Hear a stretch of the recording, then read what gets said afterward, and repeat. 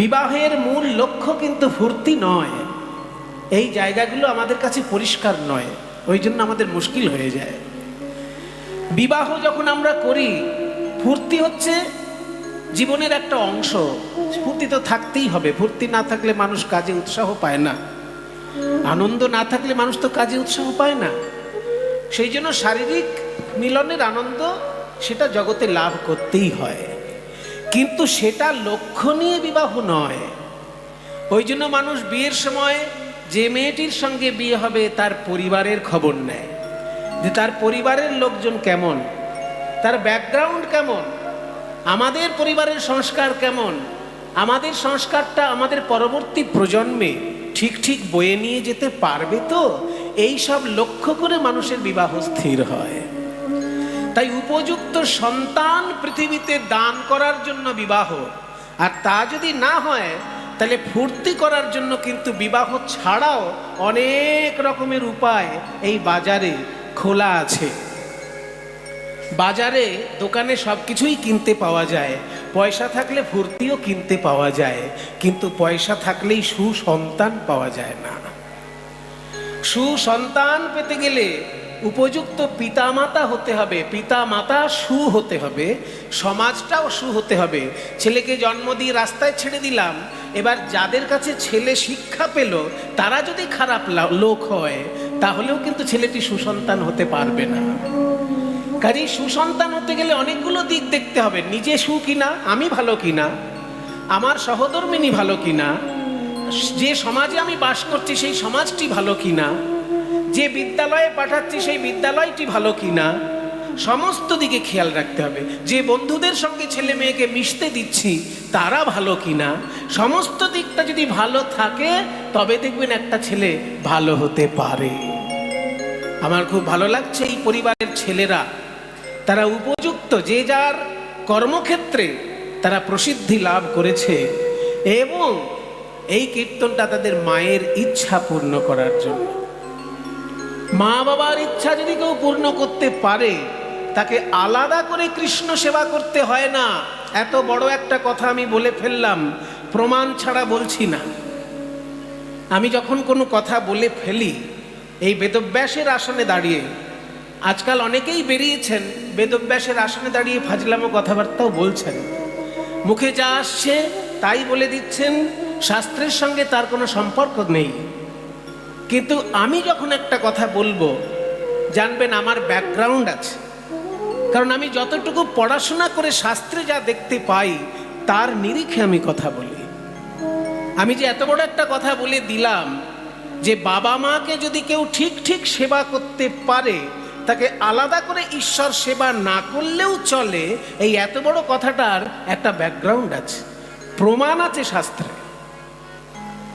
এর পক্ষে আপনি শাস্ত্রে কোথায় প্রমাণ পাবেন? যদি বাড়িতে আপনার চৈতন্য চরিতামৃত থাকে, ওই গ্রন্থটি দেখবেন।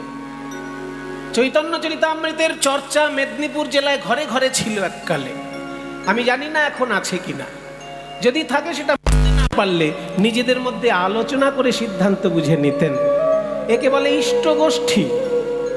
আমার মাথায় ধরুন একটা জিনিস ঢুকছে না, আপনার মাথায় ঢুকে গেছে, আপনি বুঝে গিয়েছেন একটা শ্লোকের মানে, কিন্তু আমি বুঝতে পারিনি, তখন আমি আপনার সঙ্গে আলোচনা করে জানবো। এটার নাম হচ্ছে ইষ্ট গোষ্ঠী। এটা মেদিনীপুর অনেক জিনিস আমরা হারিয়ে ফেলছি। যেমন আগেকার দিনে পাড়ায় পাড়ায় মায়েরা রামায়ণ মহাভারত পাঠ করতেন, এখন কেউ কোনো মায়েরা কোথাও করছে কিনা আমার দেখা নেই, যদি কোথাও করে সেটা ভালো।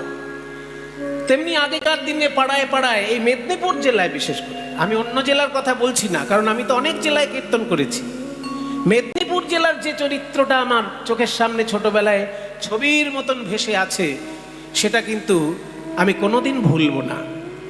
আমি দেখেছি যে পাড়ায় পাড়ায় বাবারা, যেখানে আপনাদের মেদিনীপুরে এক এক জায়গায় আছে না, সেই বাড়ির মধ্যেই একটা বেশ বড় বেদি করে তুলসী মঞ্চ করে সুন্দর করে সাজানো তুলসী মঞ্চ, আপনাদের মেদিনীপুরে অনেক বাড়িতে আছে, সুন্দর একটা বেদি করে তার মধ্যে তুলসী মঞ্চ সাজানো। ওটাকে কি হরি মন্দির বোধহয় বলেন আপনারা, হরি মন্দির বলেন।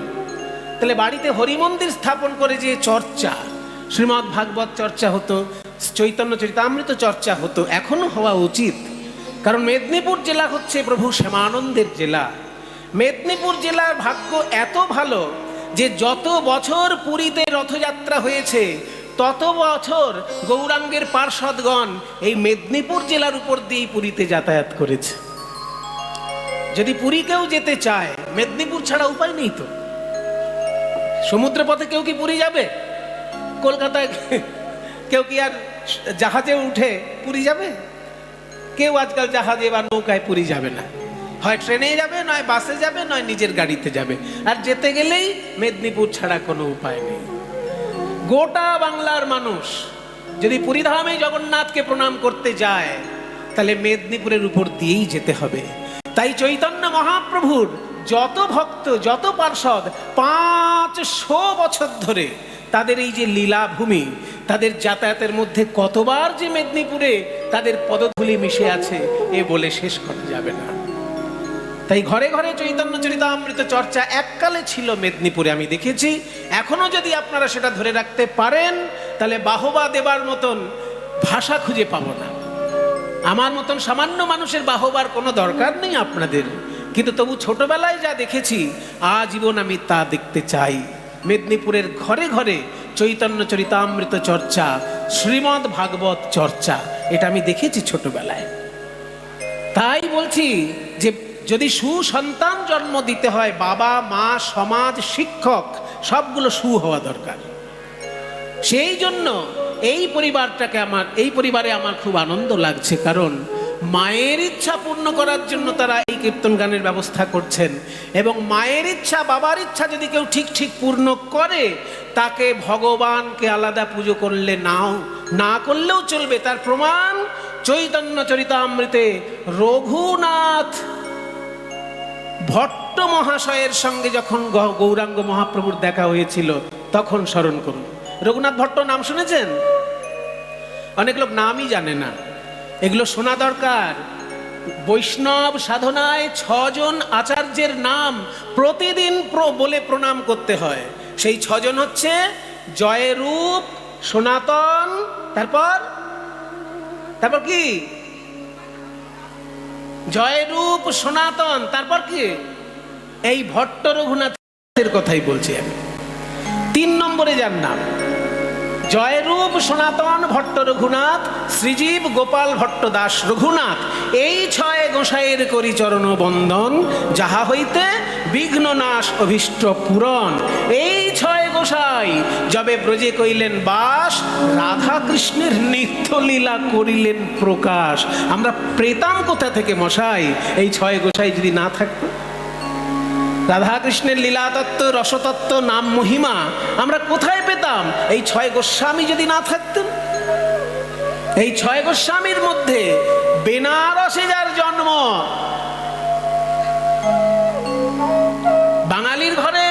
বাঙালির ঘরেই, কিন্তু বেনারসের বাঙালি। তো বেনারসের বাঙালি আর মানে পূর্ববঙ্গ পশ্চিমবঙ্গের বাঙালির পার্থক্য কোথায়? পার্থক্য হচ্ছে যে এখানে পড়াশোনাটা তখন খুব গভীরভাবে ছিল না। তখন পড়াশোনাটা সব থেকে বেশি ভালো হতো বিহারে। এখন তো বিহারের শিক্ষাগত মান অনেকটাই কমে গেছে আগের থেকে, কিন্তু চৈতন্য মহাপ্রভু এবং তার পূর্বপুরুষগণ যখন পড়াশোনা করেছেন তখন বিহার থেকে ডিগ্রি আনতে হতো। এবং বিহারে সেই জায়গাটির নাম হচ্ছে মিথিলা।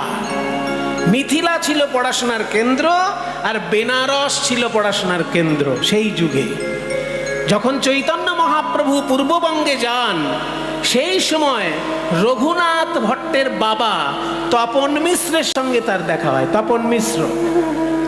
তপন মিশ্র গৌরাঙ্গ মহাপ্রভুকে দেখে অবাক হয়ে যান।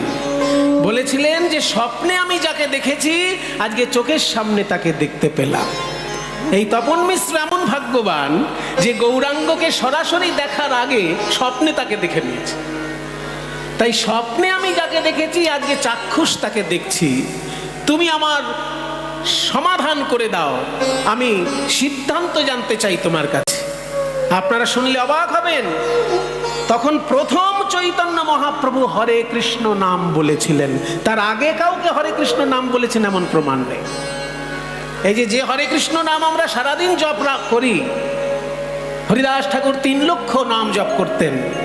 সেইটাকে আশ্রয় করে আমরা যে নাম জপ করি, এই হরে কৃষ্ণ মহামন্ত্র মহাপ্রভু প্রথম জীবনে যদি কাউকে বলে থাকে, প্রথম তার নাম হচ্ছে তপন মিশ্র, আর সেই তপন মিশ্রের ছেলেই হচ্ছে রঘুনাথ ভট্ট।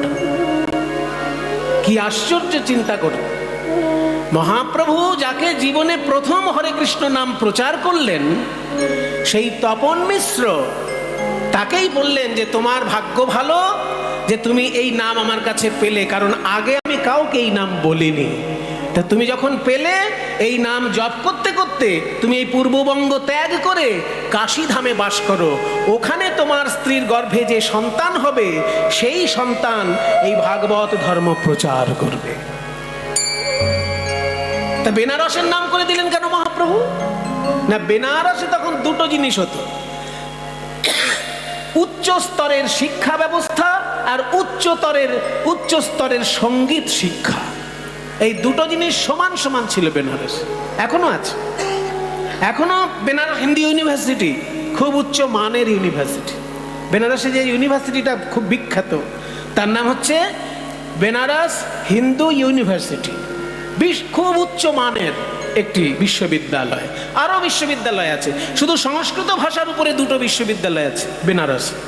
সংস্কৃত ভাষা, সম্পূর্ণানন্দ সংস্কৃত বিশ্ববিদ্যালয়, এবং আর একটা কি যেন আছে। কাজে বেনারস এখন পর্যন্ত শিক্ষার উচ্চ স্থানে রয়েছে, আর গান বাজনারও উচ্চ স্থানে রয়েছে। কারণ বিসমিল্লাহ খায়ের সানাই আপনাদের সকলের বিয়েতে বেজেছে কি না? আমার বিয়েতে বাজেনি, কারণ আমার বিয়েতে অরিজিনাল সানাই বাজিয়েছে। আমার যখন বিবাহ হয়েছিল, আমার শখ ছিল বিয়েতে যেন আসল সানাই বাজে, রেকর্ডে সানাই বাজবে। সেই জন্য আমার যখন বিবাহ হয়েছিল তখন অরিজিনাল সানাই বাজিয়েছিলেন। যিনি আমার দলে বাঁশি বাজাতেন, তিনি সুন্দর সানাই বাজাতে জানতেন। হ্যাঁ, তার নাম হচ্ছে সুবোধ নট্ট মহাশয়। সুবোধ খুব ভালো গুণী মানুষ তিনি, সুবোধ নট্ট। তাকেই বলেছিলাম, কাকা আমার বিয়েতে কিন্তু আপনাকে ডাইরেক্ট সানাই বাজাতে হবে। কাজে আমার বিয়েতে রেকর্ডে সানাই বাজেনি, ডাইরেক্ট সানাই বেজেছে। তো এই সানাই সারা পৃথিবীতে যিনি বিখ্যাত করে তুললেন, তিনি হচ্ছেন বিসমিল্লাহ খাঁ। সেই বিসমিল্লাহ খাঁ কিন্তু বেনারসে বাস করতেন। হ্যাঁ, আবার ঠুমরির যে গান, সেই ঠুমরি গানের বিখ্যাত গায়িকা বেনারসে থাকতেন। ধ্রুপদের খুব ভালো চর্চা রয়েছে বেনারসে। প্রতি বছর শিবরাত্রিতে যদি আপনারা বেনারস যান, ওখানে দেখবেন গঙ্গার ধারে ধ্রুপদের আসন বসেছে। ধ্রুপদ সারা সন্ধ্যা সারা রাত্রির ধরে ধ্রুপদ গান হয়। সারা ভারতের বিখ্যাত শিল্পীগণ এসে ধ্রুপদ গান পরিবেশন করেন। শ্রোতাদের মধ্যে কারা থাকেন জানেন? 10% ইন্ডিয়ান আর 90% ফরেনার থাকে। আমি নিজে এসব দেখে এসেছি, তাই বলি। আমি কখনো গাঁজাখুরি শুনে গল্প বলে দিই না, কারণ ভারতবর্ষটা আমার দেখা একটা স্বপ্ন। এই বাড়ির ছেলেরা যেমন মায়ের ইচ্ছা পূর্ণ করার জন্য এই কীর্তন করাচ্ছেন, তেমনি আমি আমার মায়ের ইচ্ছা পূর্ণ করার জন্য পঞ্চতীর্থ মাকে দর্শন করিয়েছিলাম। মা আমাকে পুজোর মন্ত্র শিখিয়েছেন। আমি ভাগ্যবান যে আমি বইপত্র পড়ে যত মন্ত্র শিখেছি, তার আগে মায়ের কাছে আমি মন্ত্র শিখেছি। মা নিজে পুজোর মন্ত্র শিখিয়েছেন আমাকে। গঙ্গে চ যমুনে চৈব গোদাবরী সরস্বতী নর্মদে সিন্ধু কাবেরী জলেস্মিন সন্নিধিম কুরু, এসব মায়ের কাছে শেখা। কুরুক্ষেত্র গয়া গঙ্গা প্রভাস পুষ্করাণি চ পুণ্যান্যেতানি তীর্থানি পূজা কালে ভবন্তি। এই যে পুজোর সময় বলতে হয়, কোষাকুষিটা দেখতে অত ছোট জিনিস, কিন্তু ওর মধ্যে কি থাকে জানেন? পঞ্চতীর্থকে আবাহন করা হয় ওই কোষাকুষিটার মধ্যে। পঞ্চতীর্থ, মহাতীর্থ, সারা ভারতবর্ষে 10 কোটি তীর্থ আছে, কিন্তু তার মধ্যে শ্রেষ্ঠ তীর্থ 5টি। সেই 5টি তীর্থকে আবাহন করা হয় ওই পুজোর মধ্যে, কোষাকুষির জলের মধ্যে। এসবগুলো সাধারণ লোক জানে না, তারা শুধু দক্ষিণা দিয়েই খালাস। কোনোদিন জানার চেষ্টা করে না ঠাকুর মশাইয়ের কাছে যে এই যে পুজো করছেন, এগুলোর তাত্ত্বিক অর্থটা কি। আর ঠাকুর মশাইয়েরও বয়ে গেছে 5 টাকা দক্ষিণা দেবে, কে অত জানাতে যাচ্ছে? বেশি জানতে গেলে ঠাকুর মশাই বলবে আমার তোমার কাছে সময় নষ্ট করে কোনো লাভ নেই, কারণ দক্ষিণা তো 5 টাকা। এখন অবশ্য 5 টাকা নেই। আমরা যখন পুজো করেছি তখন দক্ষিণা 5 টাকা ছিল, এখন মিনিমাম 50 টাকা হয়েছে বোধহয়, নাকি গো? আপনারা তো জানেন কত হয়েছে, এখন হয়তো মিনিমাম 50-এ গিয়ে দাঁড়িয়েছে। তো তুমি 50 টাকা দেবে, 50 টাকা একটা টোটোওয়ালাও নিয়ে চলে যাচ্ছে। আর ঠাকুর মশাইয়ের কাছে তুমি মন্ত্র শুনবে, বেদের মন্ত্র, পুরাণের মন্ত্র, তন্ত্রের মন্ত্র ঠাকুর মশাইয়ের কাছে শুনবে, তাকেও 50 টাকা দিচ্ছে। তাহলে টোটোওয়ালার কোনো পড়াশোনা দরকার টোটো চালাতে? রিক্সা চালাতে কোনো পড়াশোনা দরকার? গায়ে শক্তি থাকলেই হলো। কিন্তু মন্ত্রের ব্যাখ্যা জানতে গেলে তাকে সংস্কৃত জানতে হবে, পণ্ডিতের কাছে ব্যাখ্যা শিখতে হবে। মূর্খের কাছে মন্ত্রের ব্যাখ্যা শুনে কোনো লাভ নেই। তো এগুলো সে আপনার 50 টাকার জন্য করবে কেন? সে বেশি পড়াশোনা করলে বিশ্ববিদ্যালয়ের অধ্যাপক হবে, কলেজের অধ্যাপক হবে, কেন করতে যাবে? কিন্তু এগুলো তাত্ত্বিক অর্থ সবার জানা দরকার। আজকে যে দু একটা কথা বলে ফেলছি শুনে রাখুন। কোষাকুষির মধ্যে যখন জলকে শুদ্ধ করা হয় তখন পঞ্চতীর্থকে আবাহন করা হয় যে এই জলটা পুকুরের জল নয়, এই জলটা কোনো নদীর জল নয়, এই জলটা পঞ্চতীর্থের জল চিন্তা করে আমি পুজো করছি। সেই পঞ্চতীর্থ কি কি মুখস্থ করে নিন এই সব: কুরুক্ষেত্র, গয়া, গঙ্গা, প্রভাস, পুষ্করাণীচ। কুরুক্ষেত্রের নাম সবার আগে, কারণ শ্রীমদ্ ভগবদ গীতা কোথায় বলা হয়েছিল? কুরুক্ষেত্রের মাঠে। ভগবান শ্রীকৃষ্ণ উপদেশ দিচ্ছেন অর্জুনকে, এত বড় একটা ব্যাপার, সেই ব্যাপারটা ঘটেছে কোথায়? কুরুক্ষেত্রের মাঠে। বেড়াতে গেছেন কোনোদিন সেখানে? বেড়াতে যাওয়ার নাম শুনলেই শুধু দীঘা চলে যায়, বেড়াতে যাওয়ার নাম শুনলেই শুধু দার্জিলিং চলে যান। দার্জিলিংয়ে কোনো তীর্থ আছে? একটাও তীর্থ নাম বলুন তো দার্জিলিং এ। পঞ্চতীর্থ ছেড়ে দিচ্ছে। তাহলে যেখানে তীর্থ নেই সেইখানে পয়সা খরচা করার জন্য ব্যাকুল হয়ে ওঠেন, অথচ যেখানে গেলেই পুণ্য, বড় বড় মুনি ঋষির পদধূলি পাবেন, সেই জায়গাটা যাওয়ার জন্য মনটা কখনো ব্যাকুল হয় না। কুরুক্ষেত্রে কটা বাঙালি যায়? খুবই কম যায়। যারা ওই উত্তর ভারত ঘোরার জন্য বাস 1 মাস ধরে বাসে যায়, তারা হয়তো 2-1 জন কুরুক্ষেত্রে যায়। কুরুক্ষেত্রটা হচ্ছে দিল্লি থেকেও পার করে উত্তর দিকে। মা বলেছিল যে এই 5টা তীর্থই আমার দেখার ইচ্ছা, তাই আমি মাকে সঙ্গে করে 5টি তীর্থই মাকে দেখিয়েছি। কুরুক্ষেত্র হচ্ছে সেই তীর্থ যেখানে ব্রহ্মা 100 যজ্ঞ করেছিলেন, মতান্তরে 1 সহস্র যজ্ঞ করেছিলেন। সেই যজ্ঞ করে এত বড় যজ্ঞকুণ্ড হয়েছিল, সেই যজ্ঞকুণ্ডটা বিরাট আকার ধারণ করে পরবর্তীকালে। সেইখানের মাটি নিয়ে নিয়ে সবাই নিজের বাড়িতে যেত বলে মাটি খুঁড়তে খুঁড়তে যজ্ঞকুণ্ডটা এত বড় হয়ে যায় যে বিরাট বড় একটা সরোবর হয়ে যায়, প্রায় 1.5 কিলোমিটার বাই 1.5 কিলোমিটার। আমি এসব দেখে এসেছি, তাই আপনাদেরকে বলছি, আপনারাও যাবেন, জীবন ধন্য করবেন এইসব তীর্থ দর্শন করে। 1.5 কিলোমিটার মানে পুরো সরোবরটা যদি একবার হেঁটে ঘুরে আসেন, সুগার কমে যাবে। সুগার কমে যাবে যদি একবার শুধু ওই বড় সরোবরটাকে একবার পরিক্রমা করেন। 1.5 কিলোমিটার বাই 1.5 কিলোমিটার বিশাল সরোবর।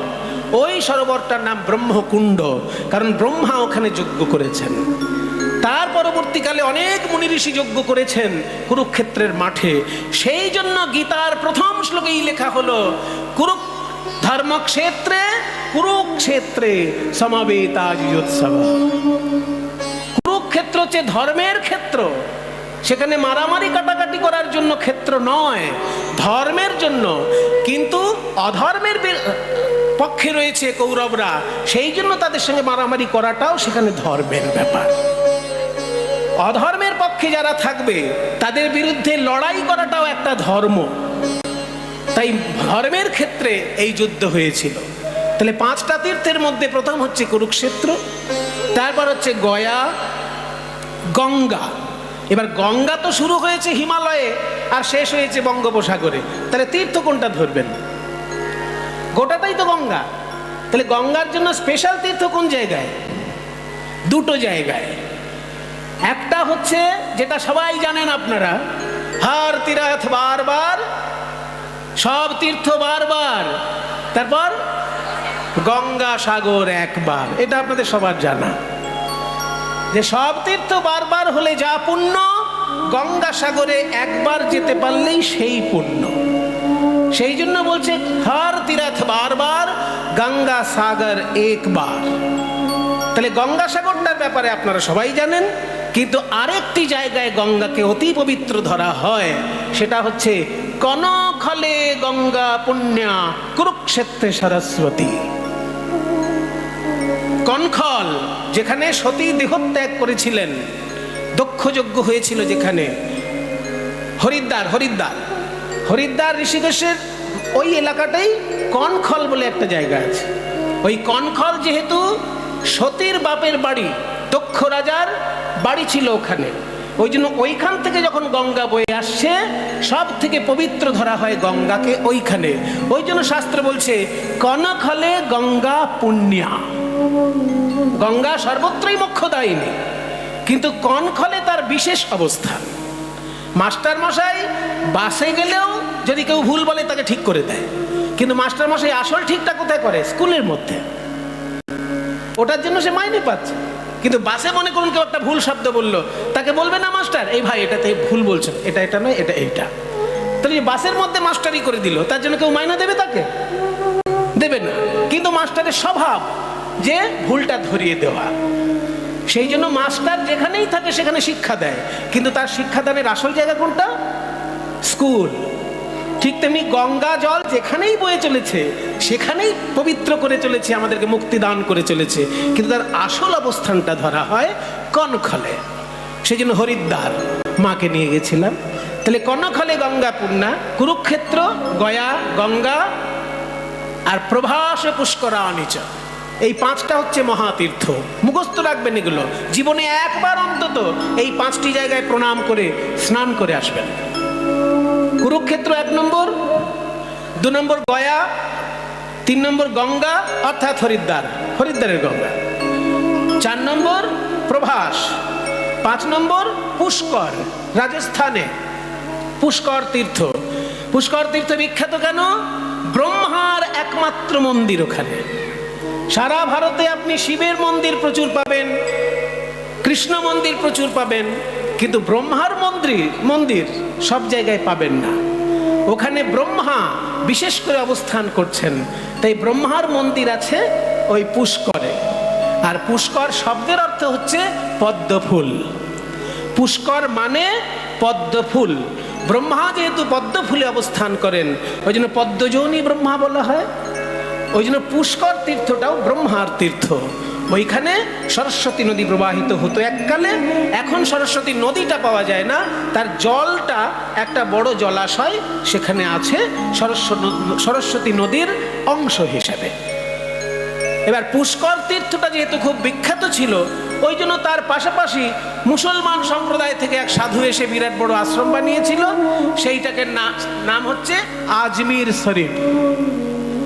দেখবেন যেখানে যেখানে হিন্দুর বড় বড় মন্দির সেখানেই মুসলমানরা এসে হয় মন্দিরটাকে ভেঙে মসজিদ বানিয়েছে, আর তা নাহলে মন্দিরটার পাশে কোনো একটা এমন বড় আশ্রম করেছে যাতে লোকেরা সেইখানে এসে দীক্ষা টিক্ষা নিয়ে রাতারাতি ধর্মান্তরিত হতে পারে।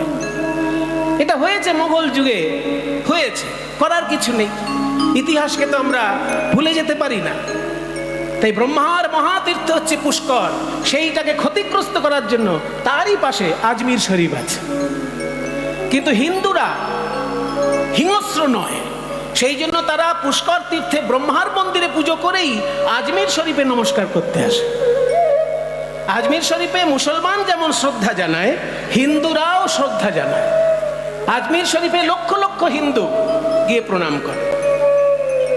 তাহলে একই জায়গায় আপনারা দেখতে পাবেন কাছাকাছি পুষ্কর তীর্থ এবং আজমির শরীফ। আমরা গেছি, আমি পুষ্কর তীর্থে মাকে নিয়ে প্রণাম করেছি, আজমির শরীফেও প্রণাম করেছি। কারণ সাধু তো ইসলাম ধর্মের হলোই বা, সেও তো একটা সাধু, সে মনে করে তার ধর্মই শ্রেষ্ঠ। এবার আমি মনে করি আমার ধর্ম শ্রেষ্ঠ, সে তো তার ধর্মে শ্রেষ্ঠ মনে করতেই পারে সে। কাজেই সেখানে হিন্দু মুসলমান সবাই গিয়ে শ্রদ্ধা জানায় আজমির শরীফ। ওই আজমির শরীফের পাশেই হচ্ছে পুষ্কর তীর্থ, মহা 5টি তীর্থের শ্রেষ্ঠ 5টি তীর্থের মধ্যে একটি তীর্থ। কাজে কুরুক্ষেত্র, পুষ্কর, গয়া, হরিদ্বার, আর কি বাকি থাকলো? প্রভাস তীর্থ। প্রভাস তীর্থটা হচ্ছে গুজরাটে, সমুদ্রের ধারে। দ্বাদশ জ্যোতির্লিঙ্গের মধ্যে প্রথম জ্যোতির্লিঙ্গ হচ্ছে সোমনাথ। সেই সোমনাথ মন্দিরের 1/2 কিলোমিটার সামনেই মহাতীর্থ প্রভাস তীর্থ। তো সেইখানেও এই পঞ্চতীর্থের মধ্যে এক তীর্থ। কাজে আপনার সারা জীবনের যত অর্থ উপার্জন করছেন করুন, বিদেশ বেড়াতে যান, সুইজারল্যান্ডে গিয়ে হানিমুন করে আসুন, তাতে ক্ষতি নেই। কিন্তু সত্যিকারের পুণ্য যদি জীবনে লাভ করতে চান, এই ভারতবর্ষের 5টি মহাতীর্থে অবশ্যই স্নান এবং প্রণাম দুটো করবেন। তাই মায়ের ইচ্ছা পূর্ণ করা, বাবার ইচ্ছা পূর্ণ করা ঈশ্বর উপাসনার সমতুল্য, এটা প্রমাণ দিয়েছেন চৈতন্য মহাপ্রভু নিজে। কার কাছে? গোপাল ভট্টের কাছে। গোপাল ভট্টকে তপন মিশ্রের ছেলে, যে তপন মিশ্রকে মহাপ্রভু প্রথম হরে কৃষ্ণ মহামন্ত্র উপদেশ দিয়েছে। সেই তপন মিশ্র যখন ছোটবেলায় মহাপ্রভুর পদসেবা করেছিল, সেই সময় তার ইচ্ছা হয়েছিল আমি মহাপ্রভুর সঙ্গে জীবন কাটাবো। তাই বৃদ্ধ পিতামাতাকে ত্যাগ করে রঘুনাথ ভট্ট এসেছিল মহাপ্রভুর কাছে বাবাজি হওয়ার জন্য। তখন মহাপ্রভু তাকে আবার ঘরে পাঠিয়ে দিলেন যে বৃদ্ধ পিতামাতাকে বাড়িতে রেখে তুমি বাবাজি হবে, কোনো পুণ্য পাবে? তুমি পুণ্য পাবে না। পিতামাতাকে সেবা করো, তাদের মৃত্যুর পর তুমি গৃহত্যাগ করবে। এই বলে রঘুনাথ ভট্টকে বাড়ি পাঠিয়ে দিয়েছিলেন। শুধু মুখে বলেননি, একটা উদাহরণ দিয়েছে যে পিতামাতাকে সেবা করলে যে ভগবানকে সেবা করার সমতুল্য হয়, তার উদাহরণ মহাপ্রভু নিজে দিয়েছেন। কোনটা? মহারাষ্ট্রে বোম্বে থেকে যেতে হয় একটি জায়গা, সেইখানে রয়েছে বিঠ্ঠল ভগবান। সেই বিঠ্ঠল ভগবান, সেই বিঠ্ঠল ভগবানের প্রতিষ্ঠা হয়েছিল যে ছেলেটির ঘরে, সেই ছেলেটির উদাহরণ দিয়েছিলেন মহাপ্রভু। যে একটি ছেলে ছিল যে ভগবানকে কোনোদিন দেখতে মন্দিরে যেত না। তখন লোকে বলতো, কিরে মন্দিরে যাস না কেন? সে বলতো, বাবা মাই আমার কাছে ভগবান, আমি মন্দিরে যাই না। তো ভগবান ওই ছেলেটির প্রতি এত সন্তুষ্ট হয়েছিল, মন্দির ছেড়ে চলে এসেছিল ছেলেটির বাড়ির সামনে, যে তুমি কোনোদিন আমার কাছে যাও না, কিন্তু মন দিয়ে বাবা মার সেবা করো, সেই জন্য আমি তোমাকে দেখা দিতে এসেছি। এত বড় ঘটনা ঘটেছে মহারাষ্ট্রে, এবং সেই ঘটনার উল্লেখ করছেন চৈতন্য মহাপ্রভু। কার কাছে? রঘুনাথ ভট্টের কাছে।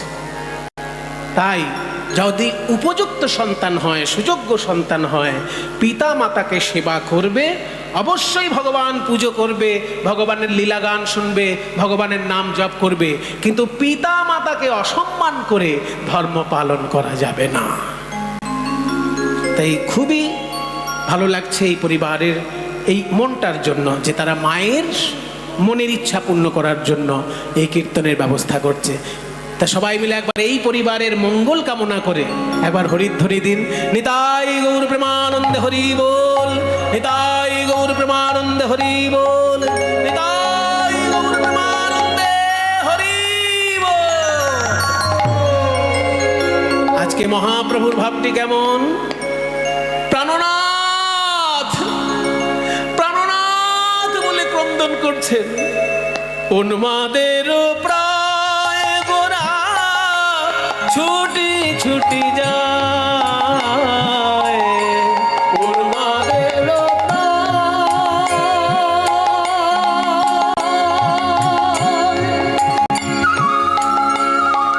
প্রভু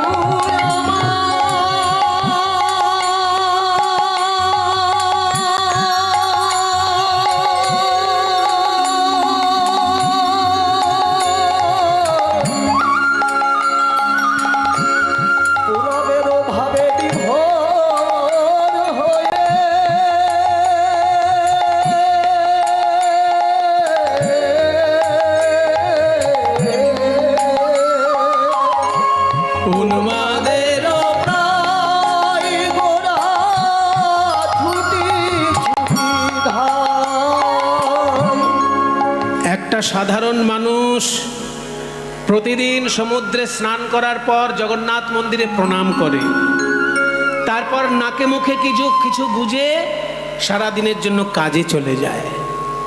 মোটা মোটা শাস্ত্র পড়ার সময় তার নেই, আর বেশি কিছু জানতেও সে চায় না। সে জানে বাবা কাজকর্ম করে খেতে হবে, কাজকর্মই আমার কাছে ধর্ম। বেশি কিছু জানে না আর জানতে চায়ও না। কিন্তু সে একটা জিনিস ছাড়েনি, সেটা হচ্ছে সমুদ্রে স্নান করে জগন্নাথ মন্দিরে প্রণাম করতে আসার সময় যে 2 কিলোমিটার রাস্তা, ওই রাস্তাটায় আসার সময় কারোর সঙ্গে গল্প করে না, হরিনাম করতে করতে যায়। সে জানে 24টা ঘন্টার মধ্যে আমি আর ভগবানকে ডাকতে পারবো না, গাধার খাটনি খাটতে হবে আমাকে। কাজে সময় কোথায় ভগবানকে ডাকার? এই স্নান করে পুজোর মন্দিরে মানে জগন্নাথ মন্দিরে আসার সময় যে 2 কিলোমিটার রাস্তা, ওই সময়টা কারোর জন্য নয়, শুধু ঠাকুরের জন্য। তাই হরিনাম করতে করতে যায়। আর